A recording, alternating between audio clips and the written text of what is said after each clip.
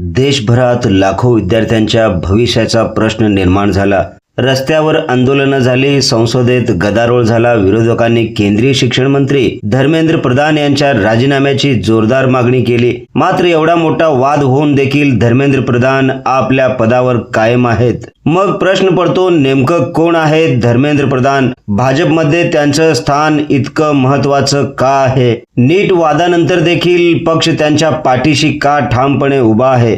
आजच्या या विशेष रिपोर्टमध्ये जाणून घेऊया धर्मेंद्र प्रधान यांचा संपूर्ण राजकीय प्रवास। नमस्कार, मी बंदगी NGTV मराठी न्यूज चॅनलमध्ये तुम्हा सगळ्यांचं सहर्ष स्वागत करतोय। आपण पाहत आहात महाराष्ट्राचा बुलंद आवाज NGTV मराठी न्यूज। धर्मेंद्र प्रधान यांचा जन्म ओडिसामधील तालचेर येथे झाला। त्यांचा जन्म 26 जून 1969 रोजी ओडिसामध्ये झाला। ते एका राजकीय कुटुंबातून आले आहेत। त्यांचे वडील देवेंद्र प्रधान हे देखील भाजपचे ज्येष्ठ नेते आणि केंद्रात मंत्री राहिले होते।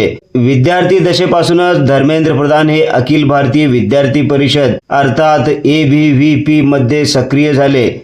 यानंतर भारतीय जनता युवा मोर्चामधून त्यांनी संघटनात्मक राजकारणात स्वतःची एक वेगळी अशी ओळख निर्माण केली। संघटन उभारण्याची क्षमता, कार्यकर्त्यांशी सातत्याने संपर्क आणि निवडणूक व्यवस्थापनातील कौशल्यामुळे ते केंद्रीय नेतृत्वाच्या जवळचे नेते बनले।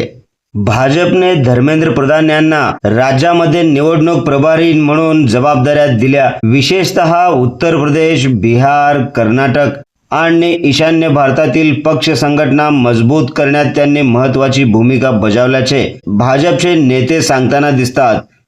2014 मध्ये नरेंद्र मोदी सरकार सत्तेत आल्यानंतर त्यांच्याकडे पेट्रोलियम आणि नैसर्गिक वायू मंत्रालयाची जबाबदारी सोपवण्यात आली। उज्ज्वला योजनेच्या अंमलबजावणीमध्ये त्यांची भूमिका विशेष चर्चेत राहिली। त्यानंतर त्यांच्याकडे कौशल्य विकास मंत्रालय आणि पुढे केंद्रीय शिक्षण मंत्रालयाची जबाबदारी देखील सोपवण्यात आली। 2021 पासून ते देशाचे केंद्रीय शिक्षण मंत्री म्हणून कार्यरत आहेत। नीट UG परीक्षेतील गैरव्यवहार, पेपरफुटीचे आरोप आणि गुणांबाबत निर्माण झालेल्या वादामुळे देशभरात मोठा संताप व्यक्त झाला। यामुळे देशाचे केंद्रीय शिक्षण मंत्री धर्मेंद्र प्रधान यांच्या राजीनाम्याची मागणी जोर धरू लागली। लाखो विद्यार्थी आणि पालक रस्त्यावर उतरले। विरोधी पक्षांनी थेट केंद्रीय शिक्षण मंत्री धर्मेंद्र प्रधान यांच्या राजीनाम्याची मागणी केली। मात्र धर्मेंद्र प्रधान यांनी संसदेत आणि पत्रकार परिषदांमध्ये स्पष्ट भूमिका मांडली।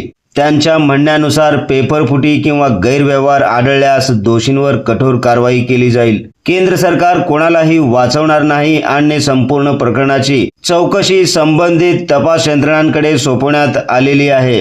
दरम्यान केंद्र सरकारने परीक्षा प्रक्रियेत सुधारणा करण्यासाठी नवीन कायदेशीर आणि प्रशासकीय उपाययोजनांचा देखील उल्लेख केला। राजकीय विश्लेषकांच्या मते यामागे काही प्रमुख कारणे देखील असू शकतात, अशा प्रकारचे वक्तव्य केले।